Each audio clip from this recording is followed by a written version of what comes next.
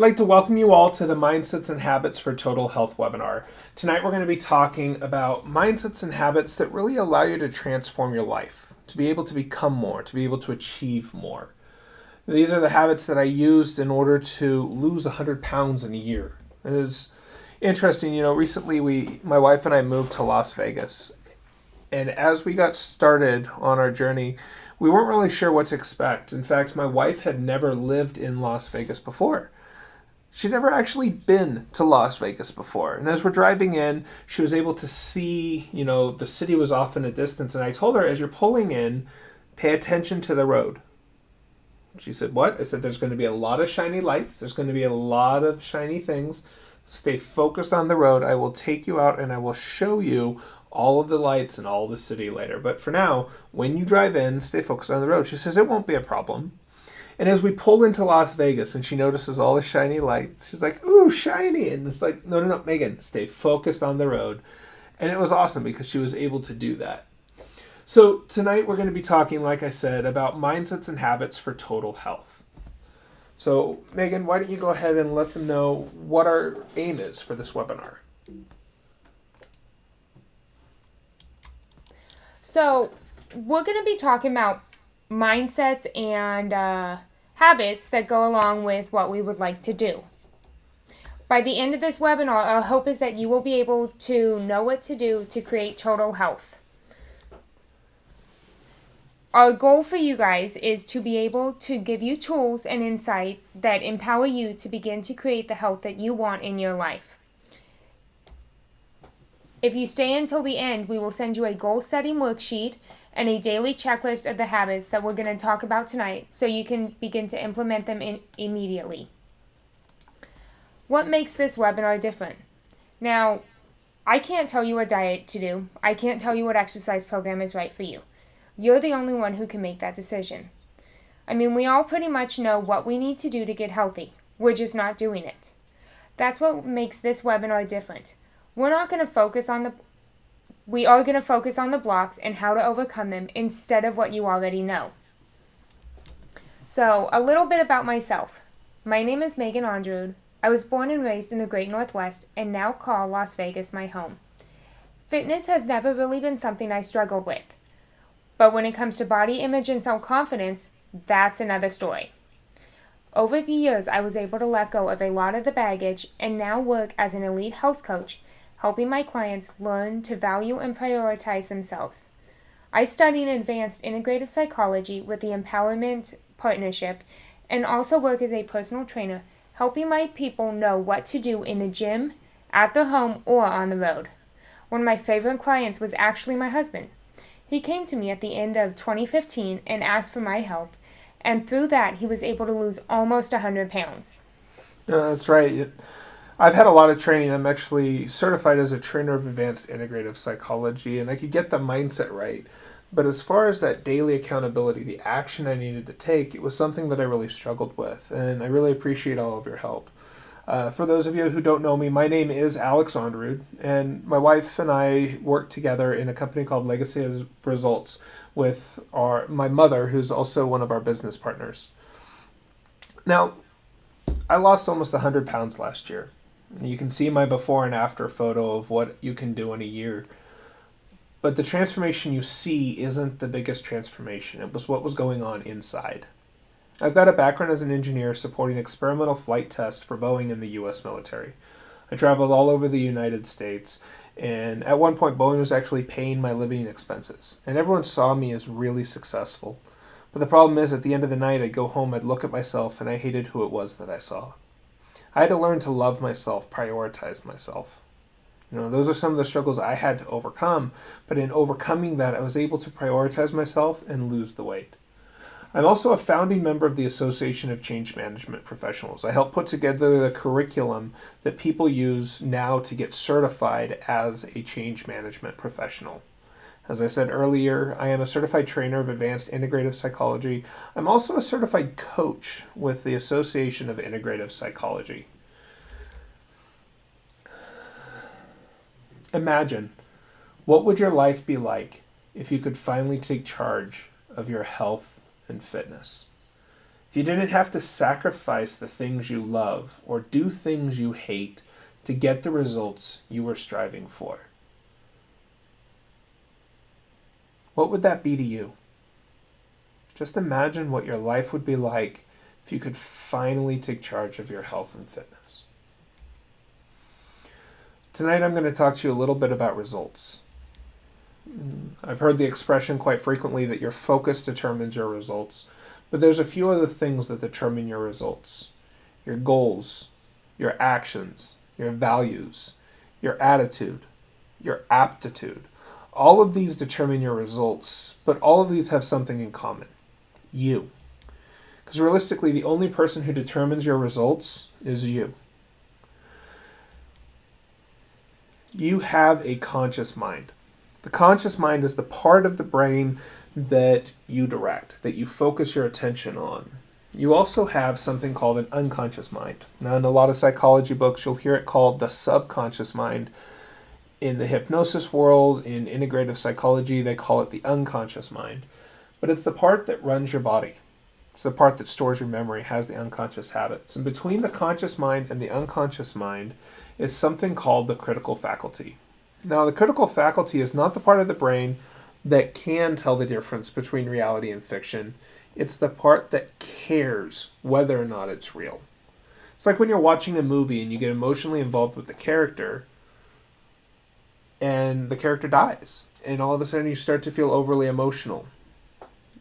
It's not that you don't know it's not real. It's that you don't care, that you've got lost in the story. The thing is, the reality that you have, the world around you, is your story. And you get lost in it all the time. We all do. The prime directives of the unconscious mind, or the responsibilities, is that it runs and preserves the body. It creates and stores our memories, accesses memories and emotions, organizes all memories, generates our automatic responses. You see a chair. How do you know it's real? You see it, optical nerve into the brain, processes inside of your head. You touch it, it's an electromagnetic disbursement of energy. We'll ignore quantum physics that you're not actually touching it, but it processes through the senses into the brain. Here's the deal. Even if you agree with me that that chair is real, the only way that I know you agree with me is because I'm observing you agree with me, which means reality isn't fact. There's no way to objectively prove anything is real outside of your head. So the stories you tell yourself are what is real. In a book called Flow by Mihaly Csikszentmihalyi, it's spelled Flow, it says that there are more than 2 million bits of information bombarding our nervous system at any given time, and of it we process 126. That's a dump truck of toothpicks pouring out around us. We reach out, grab a handful, and that's what we call as real. That's your reality. But if that's your reality, that means you're only getting a portion of everything that's going on around with you. And when you focus your attention, when you change what's going on inside, your world around you literally changes. And that's kind of the foundation of something called integrative health. Now, I'm going to talk with you a little bit about integrative health. In the old days, there were these three distinct bubbles. There's the medical doctors, the psychiatrists, psychologists, and the alternative and complementary. Now, the medical doctors think that the psychiatrists or the psychologists have a lot going on and they just need to get some really good medication and their problems will go away. The psychologists look back at the medical professionals and say, hey doctors, why don't you tell us about your mom? But the medical doctors and the psychologists both team up and come after the alternative or complementary, the chiropractors, the hypnotists, the acupuncturists. And what we found is that this is actually starting to change. There's a field of medicine that's called integrative health, and their job is to be the intermediary between all three of these branches to make sure that the client, the customer, the patient gets the best care. Now with that, I want to share a story because I was actually in St. Louis, Missouri, and I had something happen that caused me to have some extreme pain in my neck. And that pain in my neck was so severe that I went to the hospital. And while I was at the hospital, the medical doctor came in and made a comment of, I've got to ask a question. It's going to sound a little weird, but have you had a major emotional release recently? I'm like, what? He says, I know it's weird. I'm like, no, it's not weird. It's just weird coming from you. Because what we found is that we've been moving this direction for a decade, but it's finally starting to become common practice, where the medical doctors recognize that there's a mind-body connection and something going on inside of your mind can affect your physical body. The psychologists recognize that there's a need for medicine. There's a need in order to help people move forward, but medicine isn't a long-term solution, but it does help stabilize someone so they can get the care that they need. And both of these are starting to recognize the benefits of the alternative and complementary. As I said, we've been moving in this direction for a few decades. The mind and body are connected, and there's more and more research going in on energy and energy fields and how the different ways we perceive our reality affect our physical body and our reality around us. Integrative health helps us redefine and improve who we are. So tonight we're going to be talking about something we call total health. So what is total health? Most people, when they think of health and fitness, think of their physical well-being, their body. But that's only one aspect of who you are. That we actually have 4 bodies. And we've got our spiritual, our mental, emotional, and our physical. Now, when I'm talking spiritual, I'm not talking from a religious standpoint, but more of the idea of energy. We all have an energy field that's around us. It's an esoteric, if you want to go that direction. But a lot of the science behind it is we are all beings of light. It says it in most of the religious textbooks. But we are now scientifically proven that in our innermost depths of our cell are little molecules of light, of energy. So we are beings of energy. On top of that, we have our mental, which is really about our mindset. We have our emotional body, which is our anger, sadness, fear, hurt, guilt, joy, expression, all of our emotions that we experience that drive our behavior, that drive our reality. And of course, we have our fitness and nutrition, which is the basis of our physical health. I want to break down how to improve every area of your health, and it's really simple. Increase the activities that increase your energy, decrease the activities that take it away. You know, I always challenge people when you're looking at what to eat, when you're looking at your diet, how do you feel immediately after you ate it and about an hour after you've eaten? Do you feel guilt? Do you feel shame? Do you feel upset about what it is that you ate? An hour later, are you falling asleep? You really need to consider, is this a food that helps increase your energy, increase your well-being? But the same goes for watching the news. When was the last time you watched a positive news story? Surrounding yourself with people who are into gossip and drama versus surrounding yourself with people who are into personal development. You need to increase the activities that increase your energy, increase your well-being, and decrease the ones that take away. You also want to stimulate the mind with concepts that will challenge you and help you grow. You know, there's something called neuroplasticity, and when they talk about neuroplasticity, it's the ability for the mind to recover, to continue to grow and rebound. And we find that if you stop using your brain stops working. And it's not just your cognitive abilities, but we found that with neuroplasticity, if you stop using some of the muscles in your body, if you start actively engaging them, there's actually atrophy and you start to lose some of the functionality of your body because your mind is no longer actively communicating through your neurology to the rest of your body. The other thing you can do to improve every area of your health is to reduce stress and increase love, joy, and happiness.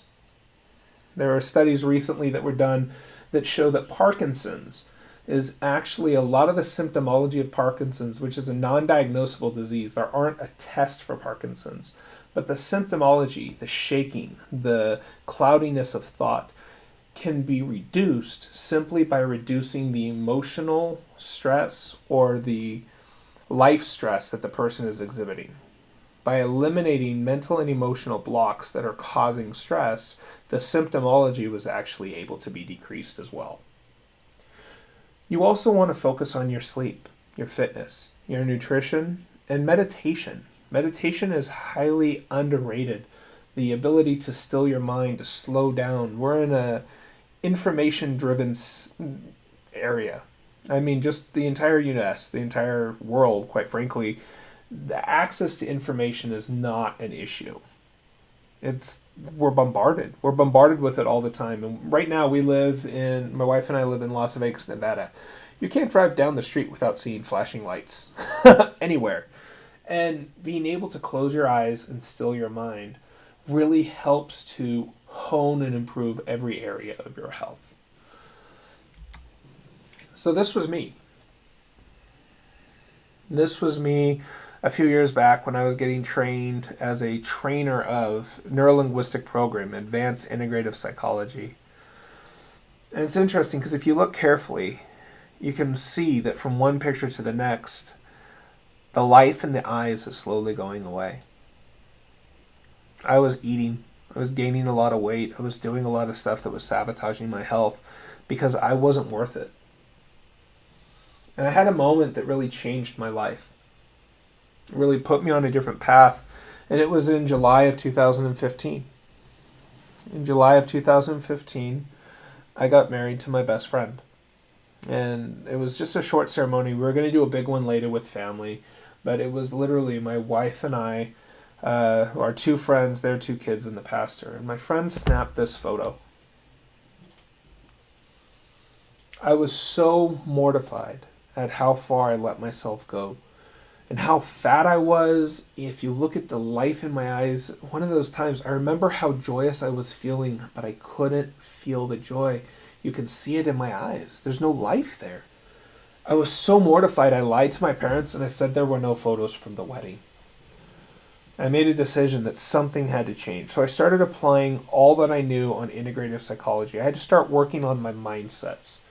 And so at the beginning of this webinar, it's called Mindsets and Habits for Daily Health. So if you're taking notes, go ahead and pull out your pencil. We're going to go through some of the mindset shifts that I had to make in order to achieve health. So one of the very first mindsets, growing up when I was a kid, if I did something wrong, I would get disciplined. I'd get grounded, get sent to my room, something would happen.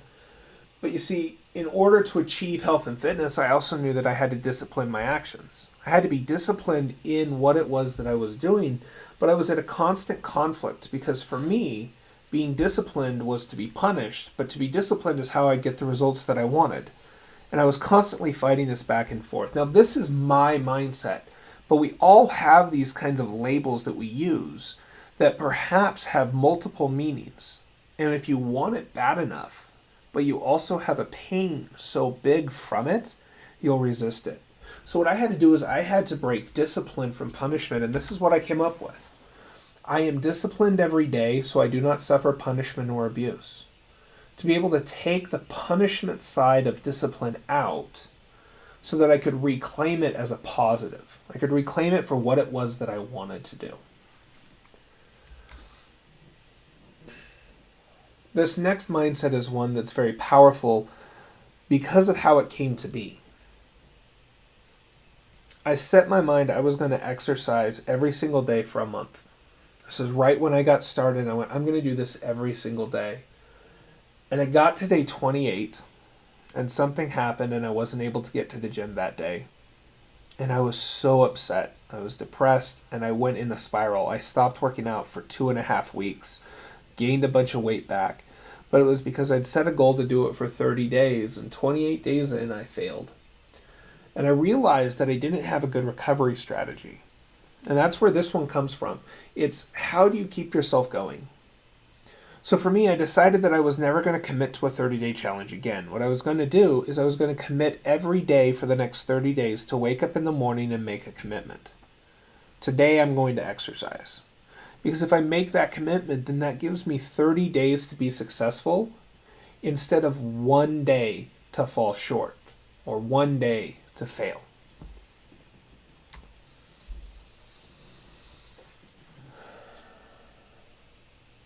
I will never be flawless, so I will settle for perfection. I want you to think about this. What does the word perfect mean? It means it can't be any better than it is. In any given moment, you cannot change the past. You can't change the way you think about the past. You can't let go of emotions. You can't do anything in that moment. In that moment, you cannot change your future. You can't become more. You can't, if you freeze time in that moment, you can't do anything, which by its very definition means it can't be any better than it is. Now you can make choices to improve over time, but that involves time. But in the moment, everything is perfect. And if everything is perfect, so are you. Now you may never be flawless, but you will always be perfect. Now this was hard for me because I'm like, okay, cool. So if I'm perfect just the way that I am, but it's not enough. I wanted to be more. I wanted to do more. And I had to really embrace this to know that I was worth it. I was enough. As I was perfect. But I also had a drive. That's something I wanted. And that's where this next one comes in. My best is the best I can do, but not the best that I will do. When I started my health and fitness journey, I couldn't do a push-up. I couldn't run a mile. Hell, I had trouble walking a mile. And you know what? I did what I could do. It started off with on my knees, putting my hands on the ground and slowly letting myself down to the ground, and then rolling over, getting back up, and doing it again. And quite frankly, that's all I could do. I could go for a walk for about half a mile, a block, up and down a flight of stairs. But over time, consistency with it, I was able to improve. I was able to do push-ups. I was able to run a 5K. I was able to start training towards a marathon. Like, I was able to really build my health and fitness up. But every day I had to recognize where I was okay. And by the consistency of my action, I was able to get to be better and better and better. Which leads to the last mindset that I want to share with you, which is something from my book. I have a book called Mastering the Art of Success with Jack Canfield, Mark Victor Hansen, Les Brown. And in there, it's called, the book, Mastering the Art of Success, talks about all the different mindsets, habits, behaviors, patterns, things that lead to success. One of the things that I say in the book is that the key to success is for you to simply recognize you already have it. There was a period when you tied your shoe, and you were learning to tie it, and you were so excited about your ability to tie your shoe. And you ran in, Mom, Dad, look, I can show you, look what I can do. And you felt so excited. But my guess is over the last year, not once have you celebrated your ability to tie your shoe. You get behind the wheel, you drive down the road, so frustrated you have to be behind the wheel, but at one point you didn't know how to drive. You're in a marriage for years, and all of a sudden you just get so used to it, you forget what it was like to be single, to be alone, and how excited you were just to have somebody to say hi to have somebody to come home to have somebody who made home exist. That's really, when I got married, shortly before that, I was traveling all over the United States. I never wanted to go home because I didn't really have a home to go home to. And when I got married, I had a home, I had a wife, I had a place to go all my own. And every morning, I wake up and I'm reminded of how lucky I am to have that. But you see, it's those little things that you just get so used to having that you take for granted. So the key to success is to simply recognize you already have it. Find the joy and pleasure in all of those moments that you've achieved something. And find something to be proud of yourself for. Now, I spent about 6 months after our wedding to really get my mindset right, to get going, to go, okay, cool, now I'm ready to go. And I went, okay, what the fuck do I do? What do I do? I didn't know. And so I knew that the guy who trained me, Dr. Matt James, he's a world-renowned doctor of integrative psychology. And I went to him and I said, hey, Matt, I need some help. I would love to lose some weight. I've got my mindset. I'm ready to do this. I don't know what to do. And I know you don't understand. And he started to laugh. And I'm like, really? Like, I felt bad because I thought maybe he was laughing at me. And he said, Alex, you don't understand. He pulls up his phone and he's got this little folder on his phone of pictures. And it says Big Matt. And he clicks it. He pulls it up and he shows me this photo. And he says, I do understand. This was me. This is what I was. I was in the same shoe. I walked the same boat that you're walking. And this is what I did. And he shared with me the 10 habits that he did every single day that allowed him to lose the weight, to allow him to reclaim his health. And I went to Megan. I said, Megan, here's a list. This is what I need to do. I need help. And she said, okay, cool. Let's do this together. So I'm going to turn it over to Megan and let her talk about the 10 daily habits, the things that I did to be able to lose the weight. Thanks so much, Alex. So let's talk about those 10 daily habits that Alex worked on so that he could lose that 100 pounds in a year. Now, the first 3 we're going to talk about is a set, but we're going to consider them individually. I know when we get to the end, you're going to say, wait, there's 8. Just remember that diet, water, and exercise count as 3. So they're all lumped together because most people focus on their physical health, which includes water, diet, and exercise. Let's take a little bit of time to talk about diet.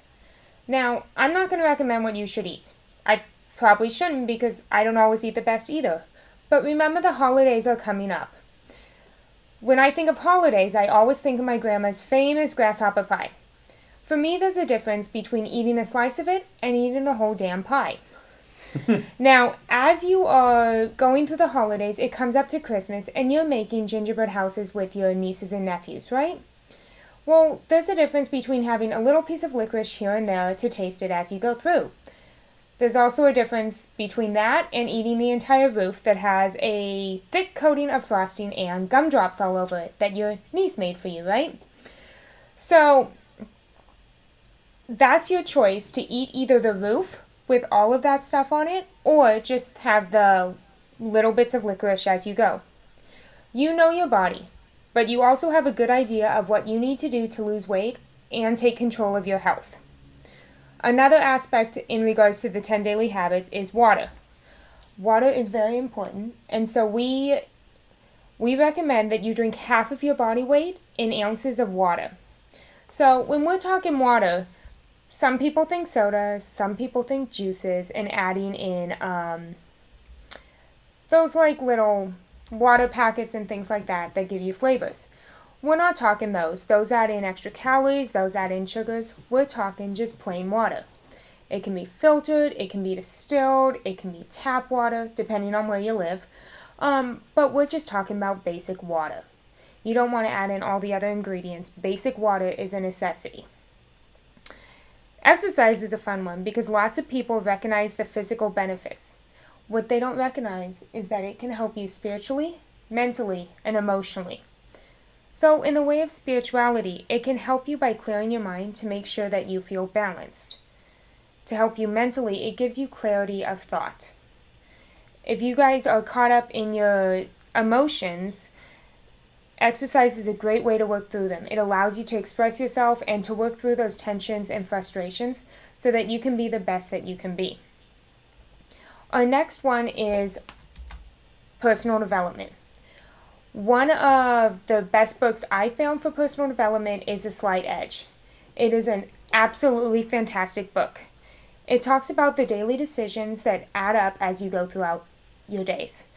It doesn't matter if you choose a cheeseburger or a salad for lunch, but the consistencies of those decisions that lead to the results you're going to get.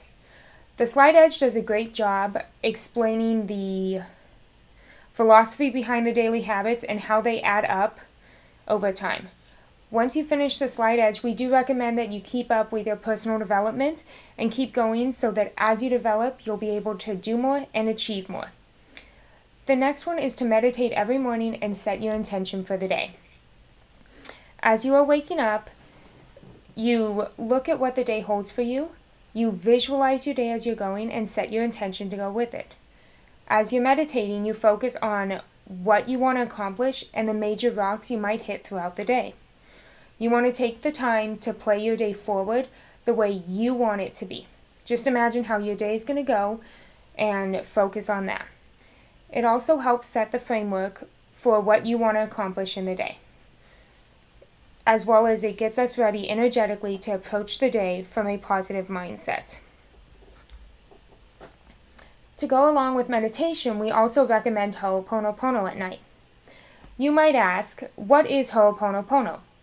Well, Ho'oponopono is a Hawaiian forgiveness meditation that they used in the ancient Hawaiian culture. We will send you the link for this so that you guys can get started with it as soon as possible. It helps people let go of the baggage and connections that have come up or have been made throughout the day to allow you to have a good night's sleep. You should, as you're going through the Ho'oponopono, you should be reviewing the positives. A lot of people at night before they go to bed end up focusing on what they're doing the next day. That doesn't allow their mind to calm down. That allows their unconscious mind to process all of that all night long, so that when they wake up, they're already stressed about the day ahead and they did not have a good night's sleep to start off with. If you focus on the positives, that will allow you to have a good night's sleep and process the things you are grateful for. In turn, that creates a positive state when you're waking up and you're ready to hit the day fresh. Our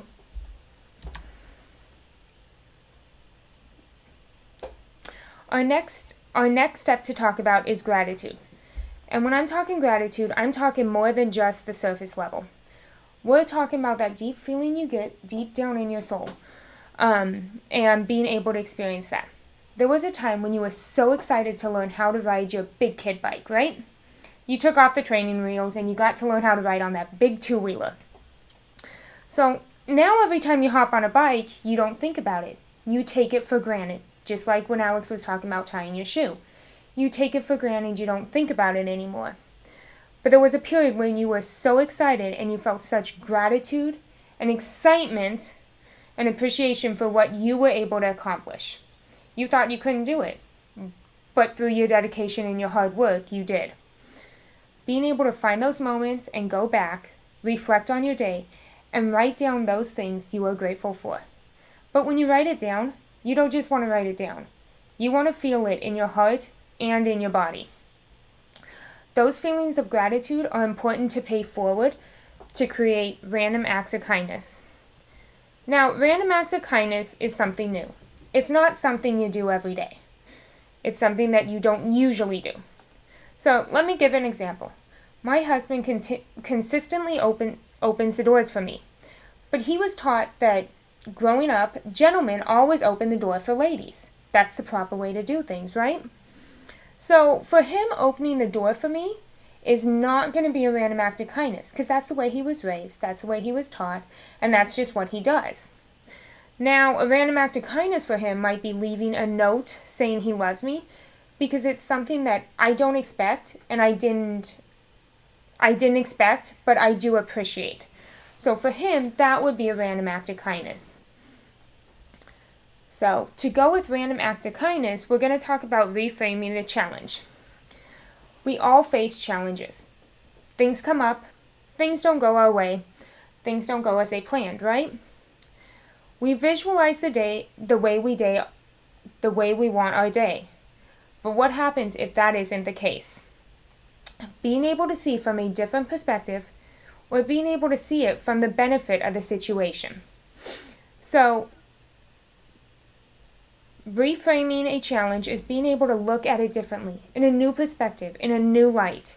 And that will help you start to look for the positive, even in the darkest situations. So speaking of dark situations, let's talk a little bit about the Vegas shooting. Many people were touched by this event and even had loved ones at the event. You can look and say, what a horrific and tragic event. But out of that, we watched a city unify and come together to support and love one another. Over 200 mental health practitioners offered their services free of charge to the victims and the families and those who attended. The city donated land and the community of Las Vegas came together and built a park in just 4 days. Reframing a challenge is to be able to take a situation where there is no positive, but be able to see it in a different way and the good that has come out of it. So the 10th and final habit of our 10 daily habits is to connect to nature. This will allow you to clear your head and connect with the elements. Here in the desert, we have it all: fire, water, air, and earth. The Red Rock Canyon Visitor Center has a fantastic display for each of these elements. If you haven't seen it, I would go. I love it. Each display talks about how the elements are present in the Las Vegas Valley and how they connect to each other. Connecting to nature will allow you to balance your energies and connect with others, especially yourself.